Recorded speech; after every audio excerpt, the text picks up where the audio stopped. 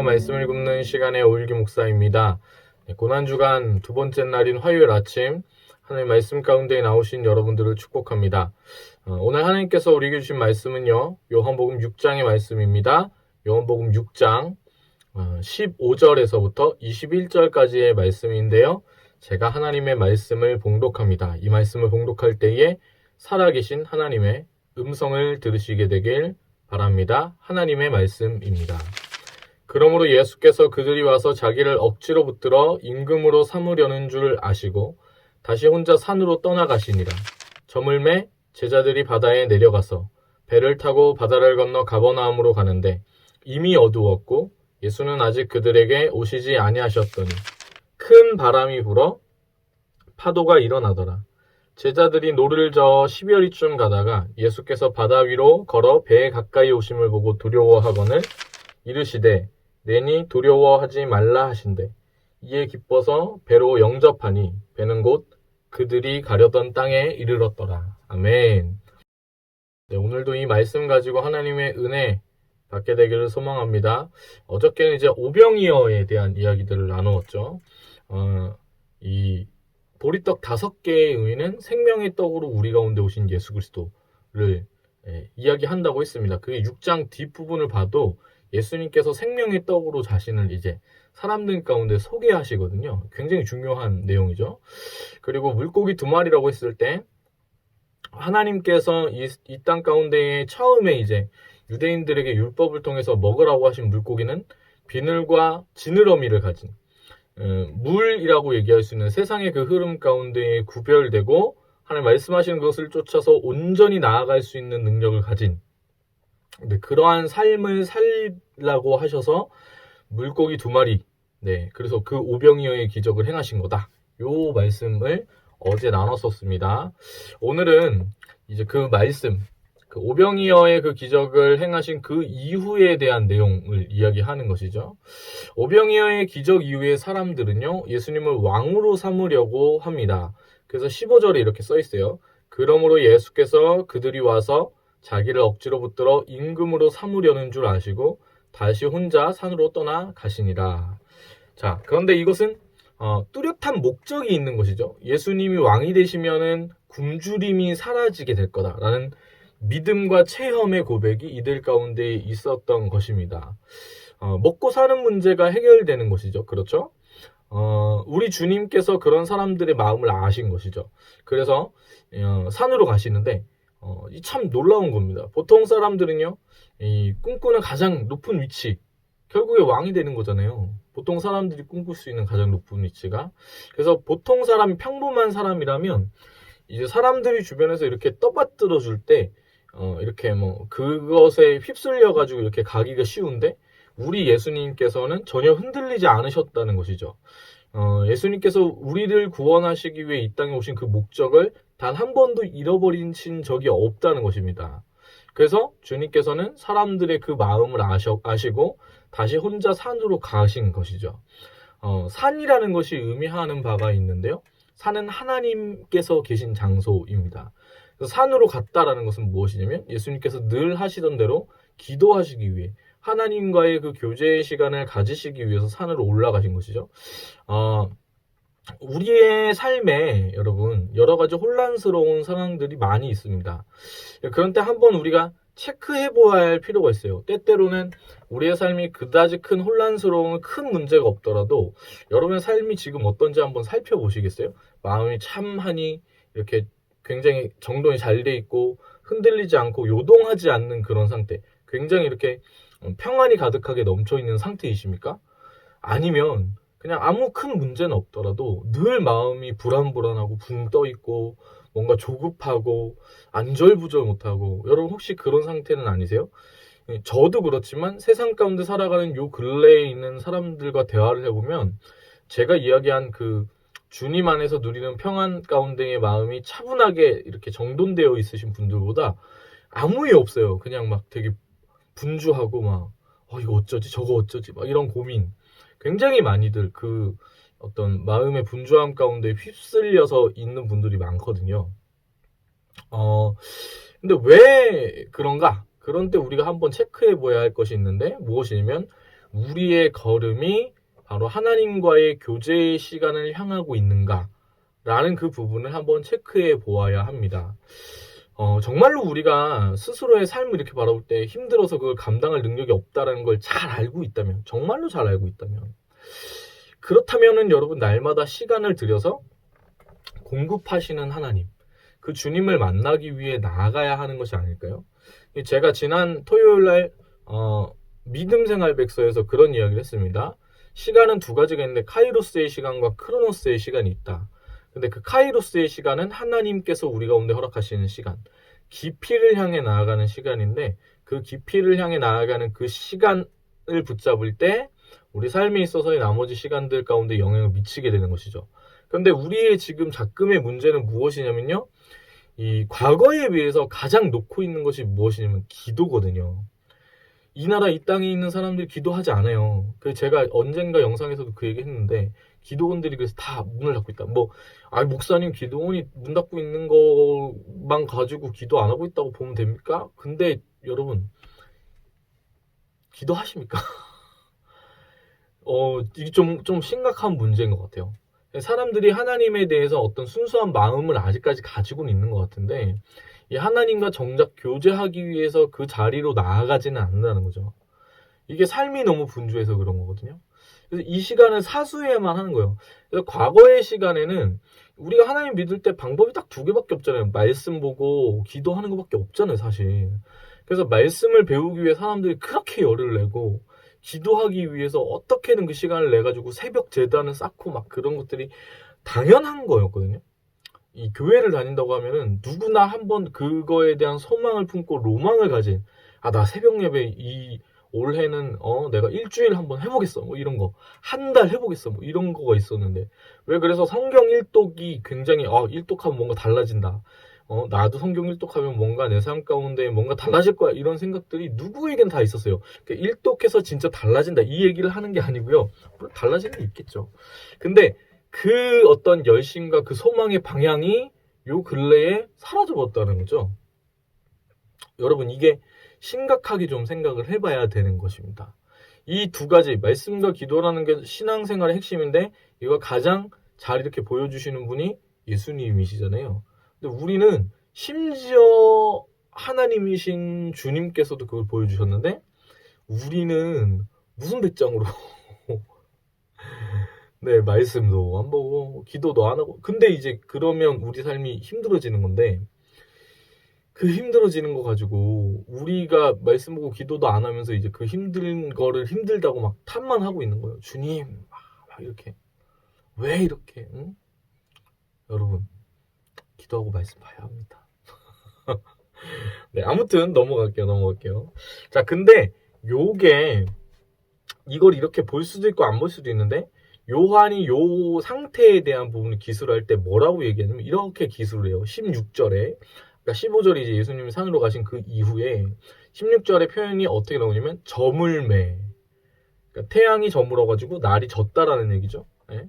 그래서 저물매 제자들이 바다에 내려가서, 자, 지금 제자들은 예수님 없이 바다에 내려가고 있는 겁니다. 근데 그 시간이 어떤 시간이냐면 햇빛이 사라지고 있는 순간, 날이 저무는 그 순간, 어두움이 내리는 그 순간에 제자들이 바다에 내려갔다는 것이죠. 근데 이 저물매라는 단어가 어떤 부분에서는 이 요한이 우리 가운데에 이야기하고 싶은 바가 있는 거예요. 단순히 그 예수님께서 가신 시간이 이 시간이었다, 그렇게 볼 수도 있겠죠. 근데 단순히 주님이 산으로 가실 때의 시간이다라고 볼 수도 있겠지만, 영적인 상태에 대한 설명을 지금 요한이 우리 가운데 해주고 있다라고 보셔도 됩니다. 이게 어떤 의미냐면, 예수님은 우리의 구주이시고 우리의 생명을 구원하신 주님이시잖아요. 근데 예수님 우리의 왕이시고 우리의 주인으로 대하는 것이 아니라 어떤 목적으로 대할 때, 먹고 사는 문제를 해결할 만한 어떤 방편으로 우리가 하나님을 대하기 시작하는 그 순간에, 여러분, 그 순간에 우리의 영적인 상태가 어두워진다는 것을 이야기해주고 싶었던 것이죠. 지금 요한이 그 얘기를 하고 있는 거예요. 여러분, 그 어둠 가운데 있는 우리의 상태가 어떤 상태냐면요, 오늘 바다 한가운데서 파도를 만난 제자들의 그 모습과 같은 거예요. 우리 일생에 주님이 계시지 않을 때에 혹은 우리가 이 주님을 제가 아까 얘기한 어떤 목적 가지고 그 목적 달성하기 위한 진리의 요술 램프처럼 하나님을 대하기 시작할 때 우리는 인생이라는 바다 한가운데에서 파도를 만나서 흔들려가지고 위기 가운데 있는 그 배처럼 우리의 삶이 흔들리게 되는 것이죠. 예수님이 없으면 중심이 사라져버리니까 흔들리게 되는 것이에요. 여러분, 그래서 이거는 아주 간단한 거예요. 우리가 신앙생활 할 때 처음에는 하나님 뭐 이것도 주시고 저것도 주시고 그런 진짜 기도하면서 하나님 응답해 주신 그런 것들로 내 삶이 채워지는 것들 가운데에 하나님을 그런 식으로 생각할 수 있어요. 처음에 신앙생활 할 때. 이게 돌이켜보면 저도 약간 그 부분에서 어떤 벗어나진 않았던 것 같아요. 하나님, 제가 주님께 기도하고 새벽 예배 나갈 테니까 나 시험 잘 보게 해주세요. 뭐 이런 마음. 제가 학생 때 하나님 처음 믿었기 때문에 그런 마음은 왜 없겠어요. 그런데 나중에 가면 갈수록 신앙이 온전히 제자리를 잡게 될 때는 내 삶에 있어서의 여러 가지 부분은 보여지는 어떤 사건들이나 어떤 경험들로 인해서 그게 왔다 갔다 하는 게 아니라 예수님 우리의 중심에 딱 계시기 때문에 오히려 그 상황과 환경들이 변함에도 불구하고 내 마음 가운데 주님으로 인해 중심이 딱 잡혀야 하는 것이죠. 그렇지 않을까요? 그렇죠. 그래서 우리가 예수님 믿는 거니까요. 네, 그래서 요거를 잊어버리면 안 돼요. 반대로 되면은 망하는 거죠. 내가 중심에 가고 예수님이 사이드에 계시면 그때는 이제 이 파도를 만나서 흔들리는 배처럼 인생이 흔들리게 되는 겁니다. 오늘 본문을 보니까요. 18절에 큰 바람이 불어 파도가 일어나게 되죠. 그때 예수님께서 바다 위를 걸어서 배에 가까이 오십니다. 제자들이 그것을 보고 두려워하는데 주님께서 난이 두려워하지 말라라고 하시죠. 우리의 삶이 험난한 바다 가운데 있을 때 바다는 세상을 의미하는데 이 세상이 실제로 풍랑이 치는 바다와도 같죠. 그래서 우리가 늘 제가 아까 얘기한 것처럼 불안하고 두렵고 떨리고 걱정이 많고 뭐 그런 거예요. 근데 그런 우리의 삶 가운데 주님이 찾아오셔서 말씀하십니다. 난이 두려워하지 말라. 우리 가운데 오신 그 주님이 어떤 분이시냐면 하나님이시죠.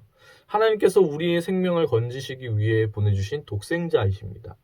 그 생명을 들여서 우리를 사랑하셔서 우리 죄의 문제를 해결하신 그 하나님이 바로 예수님이시죠. 제자들이 그 주님을 기뻐서 배로 영접하니까 이 부분의 문제가 해결이 딱 되어져 버린 겁니다. 요 본문에서는 이제 그런 부분들이 나와 있지 않고 21절에 딱 그렇게만 나와 있어요. 곧 그들이 가려던 땅에 이르렀더라. 근데 요 본문이 요한복음에서는 다른 복음서에 비해서 굉장히 작은 분량으로 이렇게 적혀져 있는 내용이거든요. 좀 짧아요. 근데 사실 마태복음 14장에서 이렇게 보면은 이게 굉장히 길게 기술이 되어 있습니다. 그걸 보면은 예수님께서 풍랑을 잠잠케 하시죠. 여러분, 우리의 삶 가운데에 진리이신 예수님께서 오실 때에 우리의 삶을 흔들던 그 풍랑이 멎게 되는 줄 믿습니다. 그래서 예수님이 우리 가운데 길이요 진리요 생명이 되시는 것이죠. 마태복음 14장에서 제가 이야기한 것처럼 이 부분에 대한 이야기들을 굉장히 길게 기술하는데 그 본문을 볼 때 예수님이 물 위에 걸어오실 때에 베드로도 물 위를 걸으며 나아가다가 바람을 보고 바람 가운데 오는 파도를 본 거겠죠? 뭐 그런 상황들을 본 거겠죠? 그래서 무서워서 물에 빠지게 되는 굉장히 유명한 장면이잖아요. 그 마태복음 14장의 이 부분을 보면은요. 어떻게 나와 있냐면 베드로가 바람을 보고 무서워서 물에 빠졌다. 이렇게 써 있어요. 바람을 보았기 때문에 빠진 거다. 이렇게 나와 있어요. 이게 이제 원어로 보면 여기서 보다라는 단어가 블레포라는 단어가 쓰여 있는데 요거의 이제 의미가 여러 가지인데 여기서 쓰인 의미는 결국에 무엇이냐면요. 더블 포커스를 뜻합니다. 그러니까 이게 뭐냐면 하나만 온전히 보고 갔으면은 그런 일이 발생하지 않았는데 자꾸 견눈질 하면서 본 거예요. 다른 거를. 이 주님만 이렇게 보고 가야 되는데 다른 걸 이렇게 본 거죠. 더블 포커스. 두 개의 초점을 가지고 있었다는 거예요. 이 경우에는 뭐라고 볼 수 있냐면 하나님이신 예수님과 그분을 향한 믿음의 포커스를 가져야 하는데 그렇지 않고 세상 속에서 겪는 풍파를 바라보았다라고 볼 수가 있는 것이죠. 사랑하는 여러분, 예수님만 보고 나아가야 하는 줄 믿습니다. 온전한 믿음은요, 언제나 주님을 향하는 그 시선을 고정하는 것에 달려있는 것이죠. 세상의 풍파를 함께 바라보고 우리의 시선이 두 개로 갈리게 되어질 때에 그때에 그것은 우리의 믿음을 잃게 하는 원인이 되는 것입니다. 여러분, 풍파가 있는데 그럼 목사님, 풍파가 지금 내 삶을 지배하고 있는데 이거 그냥 없는 척 살라는 얘기세요? 아니요, 그게 아니고요. 제가 아까 말씀드린 것처럼 그 험난한 풍파에도 우리의 삶 가운데 찾아오신 예수님을 바라보고 그 주님을 붙잡는 거예요. 그 주님이 우리의 삶의 중심이 되는 거예요. 내가 중심이 되면 흔들리지만 예수님이 중심이 될 때에 흔들리던 우리의 삶이 그 풍랑이 먹게 된다라고 이야기하는 것이죠. 그러니까 실력이라고 할 때, 영적인 상태의 실력이라 할 때 우리가 중심에 있어서 흔들리는 그 모든 상황 속에서 초점을 주님께 맞추고 주님이 다시 한번 우리의 삶의 중심이 될 수 있게끔 빠르게 그 시선을 고정하는 것, 그게 믿음의 실력이라 할 수 있을 것 같습니다. 사랑하는 여러분, 근데 그게 쉽나요? 쉽지 않죠. 그렇죠? 우리의 삶 가운데 그래서 예수님 믿음에도 불구하고 어려운 상황 가운데 빠지고 상황만 어려운 게 아니라 우리의 삶 가운데 힘든 여러 가지 마음들이 찾아올 때가 있어요. 여러분, 우리가 그때 기억해야 할 것이 하나 있는데요. 그런 연약한 우리의 삶 가운데에 주님이 찾아오신 것이죠. 베드로가 물에 빠지는 그때에 주님께서 그 믿음 없음을 탓하셔서 그냥 물에 빠져가지고 허우적대도록 그냥 내버려 두시지 않았다는 거예요. 우리 주님께서 찾아오셔서 마태복음의 본문을 보면 즉시 손을 내미사 베드로를 붙잡아 주신 것이죠. 여러분, 하나님께서 우리를 사랑하십니다. 그래서 우리가 인생 가운데 험한 풍파 만나서 쓰러져가는 그때에 손을 내밀어 주시는 분이 바로 우리 하나님이십니다. 우리의 죄악에도 불구하고 우리를 건지시기 위해서 우리 가운데 그 십자가의 그 놀라운 은혜를 베푸셔서 우리를 구원하신 분이 바로 예수님이신 것이죠. 그 사랑이 오늘 이 한날에도 저와 여러분 가운데 충만하게 넘치게 되길 소망합니다.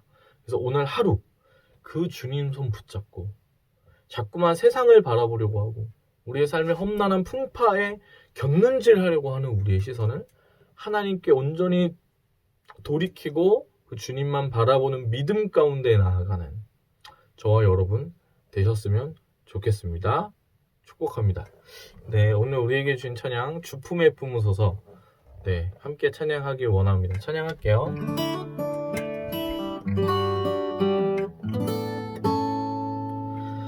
주품에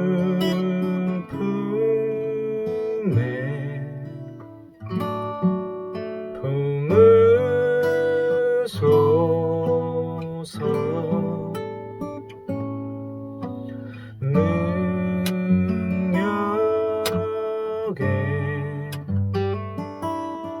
발로 덮으소서.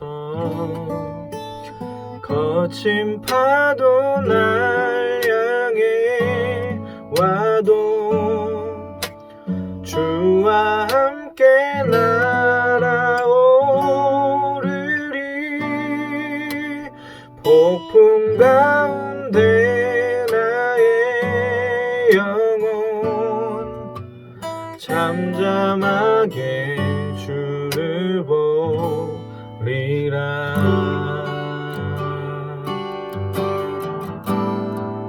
주님 안에, 주님 안에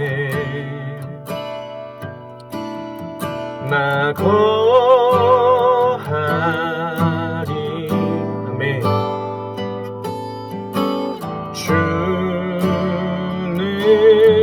능력 나 잠잠히 믿네. 거친 파도 날 향해 와도 주와 함께 날아오르리. 폭풍 가운데 나의 영혼 잠잠하게 주를 보리라.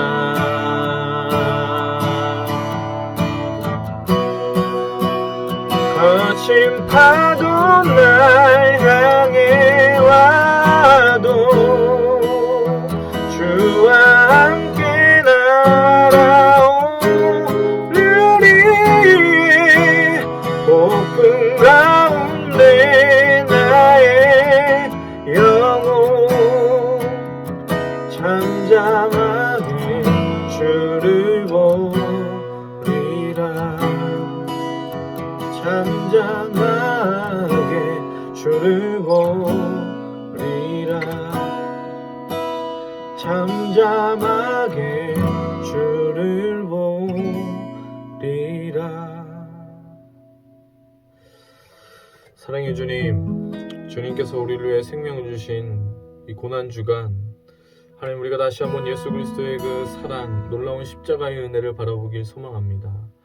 주님, 우리의 삶이라는 그 세상 가운데에 거친 풍랑과도 같은 아버지 하나님, 그 어려운 상황 속을 걸어가는 우리의 인생, 그 가운데에 찾아오셔서 우리를 위로하시고 우리를 품어주시고 그 험난한 세상 주님을 향해 나아갈 수 있는 힘을 주시는 줄 믿습니다.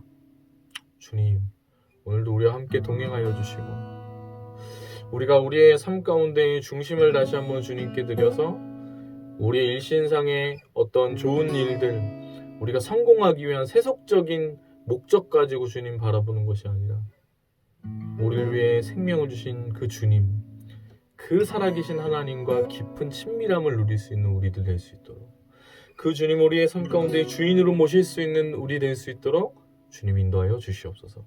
주님을 찬양합니다. 감사드리며 예수님의 이름으로 기도합니다. 아멘. 오늘 하루도 화이팅입니다.